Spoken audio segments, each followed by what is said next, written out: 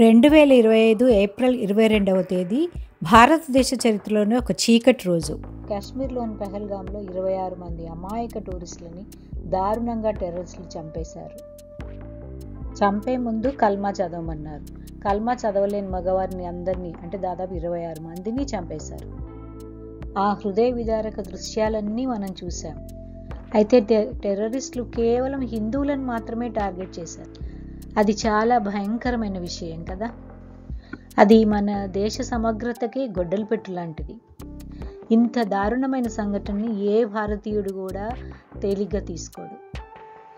ఇక దాని పరిణామం మనం చూస్తున్నాం కదా. యుద్ధం అనివార్యం అయిపోయింది. ఇప్పుడు 2 దేశాల మధ్య యుద్ధం ప్రారంభమైపోయింది. అయితే మన దేశ సమగ్రత గురించి ఇక్కడ చెప్పుకోవాల్సిన విషయం ఇంకొకటి ఉంది. అదేంటంటే హిందూస్ ముస్లిమ్స్ల మధ్య స్నేహం గురించి.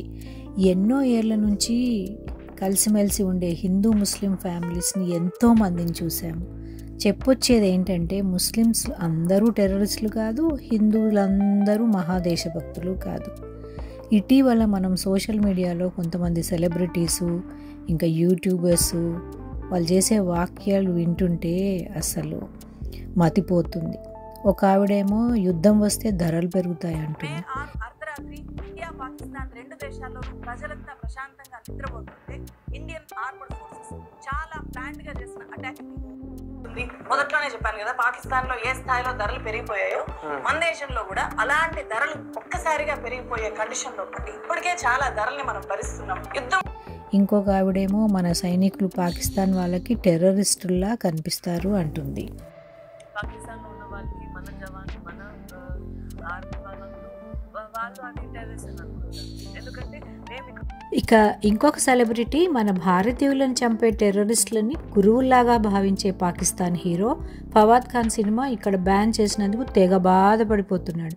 పెహల్గాంలో చంపబడ్డ వాళ్ళ గురించి మాత్రం ఎటువంటి స్పందన లేదు.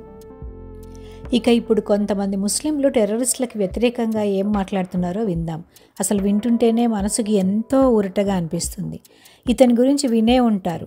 ఒకప్పుడు మహా కరుడుగట్టిన టెర్రరిస్ట్. ఇతని పేరు మహమ్మద్ కాలు. కొన్నేళ్ల క్రితమే లొంగిపోయాడు. ఒకవేళ పాకిస్తాన్తో కనుక యుద్ధమే వస్తే తనే అందరికంటే ముందుంటానన్నాడు.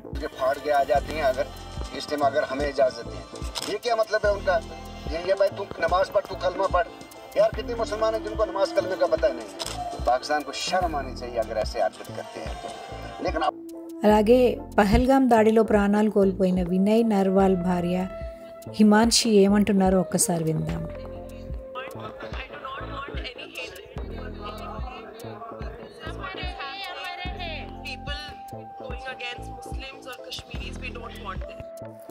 ఏది ఏమైనా ఇప్పుడు మాత్రం మనం అందరం అంటే హిందువులు ముస్లింలు చాలా సమన్వయంతో మెలగాల్సిన సమయం వచ్చింది.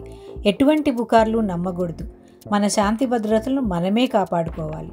ముఖ్యంగా మనం గుర్తుపెట్టుకోవాల్సిన విషయం ఒకటి ఉంది. టెర్రరిస్టులు అందరూ ముస్లింలే, అందులో ఎటువంటి సందేహం లేదు. కానీ ముస్లింలు అందరూ టెర్రరిస్టులు కాదు. ఆ టెర్రరిస్టులను మట్టు పెట్టేందుకు ముందుకు దూకిన వాళ్ళల్లో ముందున్నది మాత్రం ఒక ముస్లిం మహిళ. ఆ విషయాన్ని మనం ఎవరం మర్చిపోవద్దు. ఇప్పుడు చెప్పండి, ఎవరు దేశభక్తులు, ఎవరు టెర్రరిస్టులు? Thanks for watching. ఈ వీడియో కనుక మీకు నచ్చినట్లయితే please like, share and subscribe. That means a lot. Next వీడియోలో కలుసుకుందాం. By by for now. Take care.